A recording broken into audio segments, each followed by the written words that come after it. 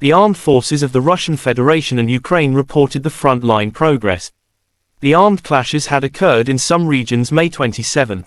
In Krasny Liman direction, operational tactical aviation and artillery of the Tsentr group of Russia forces engaged the units of the enemy close to Yampolovka, Serebryanka, Donetsk People's Republic, and Chervonaya Dibrova, Lugansk People's Republic, said Igor Konashenkov, the Russian Federation Defense Ministry spokesperson.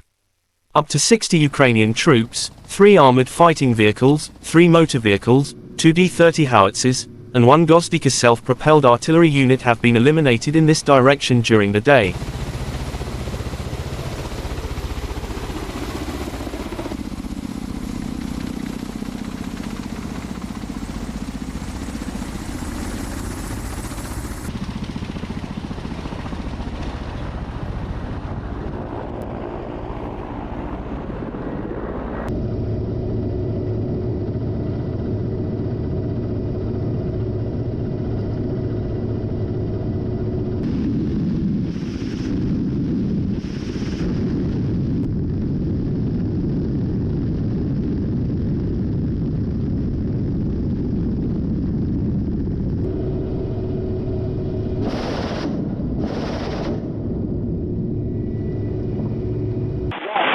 Понял. Пускай разрешен.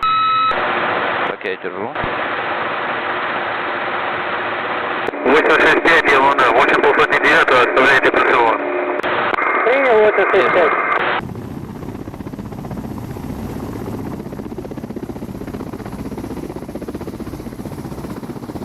The Russian Federation Defense Ministry spokesperson Igor Konashenkov said in total, the armed forces of Ukraine lost 429 fighter jets and 235 helicopters, 4,353 unmanned aerial vehicles, 424 air defense missile systems, 9,310 tanks and other armored fighting vehicles.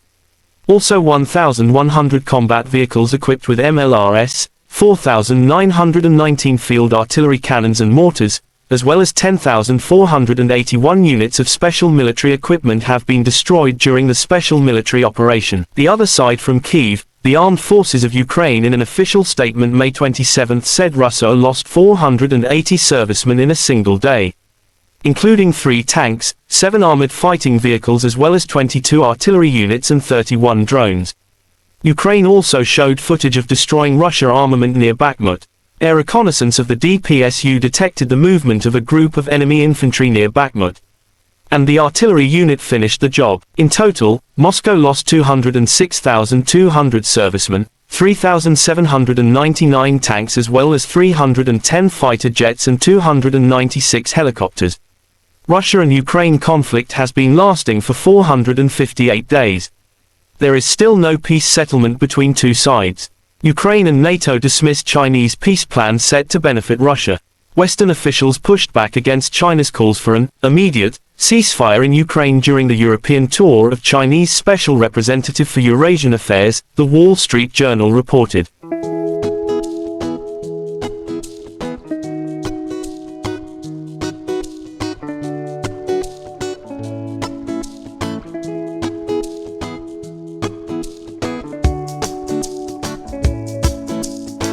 Terima kasih sudah nonton, jangan lupa like, subscribe, dan share ya!